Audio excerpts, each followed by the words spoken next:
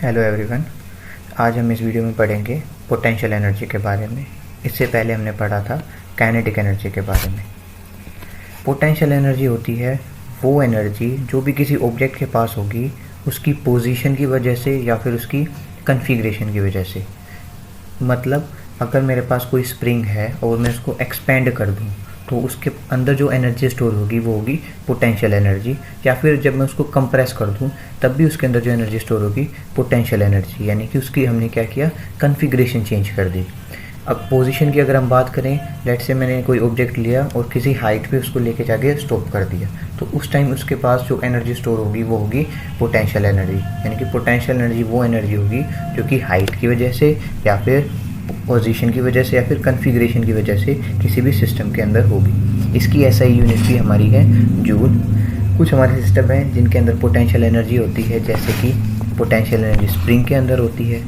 Spring के अंदर दो तरीके से पोटेंशियल एनर्जी हो सकती है, एक तो जब हम उसको कंप्रेस करते हैं, सेकंड जब हम उसको एक्सपेंड करते हैं। सेकंड इज पेंडुलम के अंदर होती है।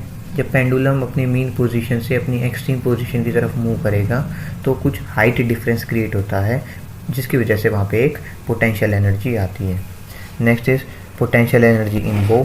जो हमारी धनुष होती है उसके अंदर भी हमारी पोटेंशियल एनर्जी स्टोर होती है। जब हम उसको पीछे की तरफ पुल करते हैं तो उसके अंदर पोटेंशियल एनर्जी स्टोर हो जाती है, और जब हम उसको छोड़ देते हैं तो जितनी भी पोटेंशियल एनर्जी थी वो सारी एरो के अंदर ट्रांसफ़र होती है और एरो आगे की तरफ मूव करता है। Next is potential energy due to height, यानी कि हाइट की वजह से किसी भी ऑब्जेक्ट का ग्राउंड लेवल से अगर मैं किसी भी हाइट h पे ले जाऊंगा तो उसके पास कुछ पोटेंशियल एनर्जी होगी। Next is potential energy due to height. अब हम निकालेंगे, एक्सप्रेशन फाइंड करेंगे पोटेंशियल एनर्जी का हाइट की वजह से होता कितने।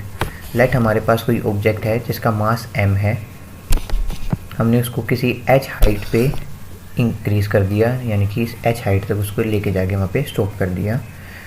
जिस h हाइट पे है उस टाइम उसके ऊपर एक फोर्स लग रहा होगा जिसको हम बोलते हैं ग्रेविटेशनल फोर्स, जिसकी वैल्यू है m इंटू जी। हमें पता है जो हमारा वर्क डन होता है वो होता है फोर्स मल्टीप्लाई बाय डिस्प्लेसमेंट। इस गिवन केस में जो हमारा फोर्स है वो है उसका weight, that is m into G, और जो हमारी डिस्प्लेसमेंट है वो है ग्राउंड लेवल से किसी भी हाइट h तक, यानी कि h। f और s की वैल्यू जब हम w के एक्सप्रेशन में पुट करेंगे तो हमारा वर्क डन हो जाएगा mgh। यही वर्क डन हमारा पोटेंशियल एनर्जी के फॉर्म में इस ऑब्जेक्ट में स्टोर हो जाएगा। तो पोटेंशियल एनर्जी इस ऑब्जेक्ट की किसी भी हाइट h पर हो जाएगी mgh। दो सिचुएशन कंसीडर करते हैं। लेट हमारे पास कोई ऑब्जेक्ट था, सिचुएशन 1 में m मास था उसका, और हम उसको किसी h हाइट पे लेकर गए और जो हमारा पाथ था वो स्ट्रेट पाथ था। सेकेंड सिचुएशन में हम सेम ऑब्जेक्ट को सेम h हाइट पे लेकर गए, लेकिन इस बार हमारा पाथ शिफ्टेड था, यानी कि हम स्ट्रेट लाइन मोशन ना शो कर गए, इस बार पाथ को डेविएट कर रहे हैं बार बार। इस केस में और इस केस में जो सिमिलैरिटीज़ हैं वो ये हैं कि दोनों केसेस में जो डिस्प्लेसमेंट है वो h है, बट दोनों केसेस में जो डिस्टेंस ट्रैवल है वो अलग अलग है। लेकिन दोनों ही केसेस में जो हमारी पोटेंशियल एनर्जी होगी वो होगी mgh। क्यों? क्योंकि हमें जो वर्क डन के लिए डिस्प्लेसमेंट चाहिए होती है, डिस्टेंस नहीं, और डिस्प्लेसमेंट जो है वो दोनों ही केसेस में h है। तो यानी कि पोटेंशियल एनर्जी होती है वो पाथ इंडिपेंडेंट होती है, वो डिपेंड करती है इनिशियल पॉइंट और फाइनल पॉइंट के बीच का सेपरेशन कितना है, ना कि इस बात पर कि पाथ क्या फॉलो किया हमने इनिशियल पॉइंट से फाइनल पॉइंट तक। अब हम एक न्यूमेरिकल करते हैं। लेट हमारे पास कोई ऑब्जेक्ट है जिसका मास है 10 kg और उसके पास जो हाइट है वो है 10 मीटर। हमें फाइंड करना है उस ऑब्जेक्ट के लिए जो पोटेंशियल एनर्जी है वो कितनी होगी इस गिवन हाइट के ऊपर। आपके पास जो ऑप्शन है वो है 980 जूल या फिर 98 जूल। आप वीडियो को पॉज करें और अपना आंसर आई बटन में सिलेक्ट करें। लेट हम जो ऑब्जेक्ट का डायग्राम बनाते हैं वो इस तरीके से बनाएंगे। हमारे पास कोई ऑब्जेक्ट है, हमने उसको किसी भी हाइट 10 मीटर पर इंक्रीज़ कर लिया, उसका मास हमें गिवन है 10 kg।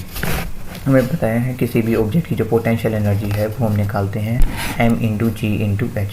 यहाँ पे m है 10 kg, g की वैल्यू स्टैंडर्ड होती है 9.8 मीटर पर सेकेंड स्क्वायर, h है 10 मीटर। तो इन तीनों की वैल्यू जब हम यहाँ पुट कर देंगे तो हमारे पास पोटेंशियल एनर्जी हो जाएगी 10 इंटू 9.8 इंटू 10, तो हमारी जो नेट पोटेंशियल एनर्जी है वो हो जाएगी 980 joule. Next is conservation of energy. Conservation of energy बोलता है किसी भी ऑब्जेक्ट के पास अगर कोई एनर्जी है तो वो हमेशा एक फॉर्म से दूसरी फॉर्म में ट्रांसफ़र होगी, ना तो वो कभी भी ख़त्म होगी, ना तो वो अपने आप जनरेट होगी। लेट से मेरे पास मैं बोल लूँ 10 जूल ऑफ एनर्जी है, तो वो 10 जूल ऑफ एनर्जी हमेशा 10 जूल एनर्जी ही रहेगी। वो सिर्फ एक फॉर्म से दूसरी फॉर्म में कन्वर्ट हो सकती है।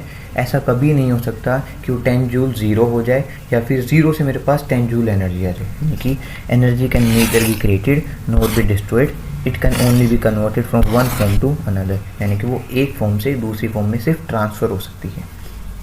इसको हम मैथमेटिकली लिख सकते हैं, half m v square plus m g h is always constant. Half m v square is kinetic energy, m g h is potential energy, और इन दोनों के सम को हम बोलते हैं मैकेनिकल एनर्जी। तो हम यहाँ पे कहने का मतलब है जो हमारी मैकेनिकल एनर्जी है वो हमेशा कांस्टेंट रहेगी। अगर मेरा कोई ऑब्जेक्ट किसी भी हाइट से नीचे की तरफ फॉल कर रहा है तो उसके पास हाईएस्ट पॉइंट पे हमारे पास है पोटेंशियल एनर्जी। जैसे जैसे कि वो नीचे की तरफ मूव करेगा वो हाइट डिक्रीज़ हो रही है, तो यानी कि उसकी पोटेंशियल एनर्जी डिक्रीज़ हो रही है। लेकिन जैसे ही वो नीचे की तरफ मूव करना स्टार्ट करेगा उसकी वेलोसिटी इंक्रीज़ होना स्टार्ट होगी, तो उसके पास काइनेटिक एनर्जी जो कि मैक्सिमम हाइट पे वो रेस्ट पे था तो ज़ीरो है, वो इंक्रीज़ हो गई, वैल्यू इंक्रीज़ होने लग जाएगी। यानी कि जैसे जैसे पोटेंशियल एनर्जी नीचे आने की वजह से डिक्रीज़ होगी वैसे वैसे हमारी काइनेटिक एनर्जी इंक्रीज़ हो जाएगी। और सबसे बॉटम पॉइंट पे जब वो ग्राउंड को हिट करेगा हमारी पोटेंशियल एनर्जी ज़ीरो हो जाएगी और काइनेटिक एनर्जी मैक्सिमम। यानी कि जो दोनों का सम था वो हमेशा क्या रहेगा, कांस्टेंट। वो दोनों सिर्फ एक दूसरी फॉर्म को चेंज कर रही हैं बस। यानी कि kinetic energy can neither be created nor be destroyed, it can only be converted from one two another. I hope you like this video. If you like this video, please like, share and subscribe. Thank you.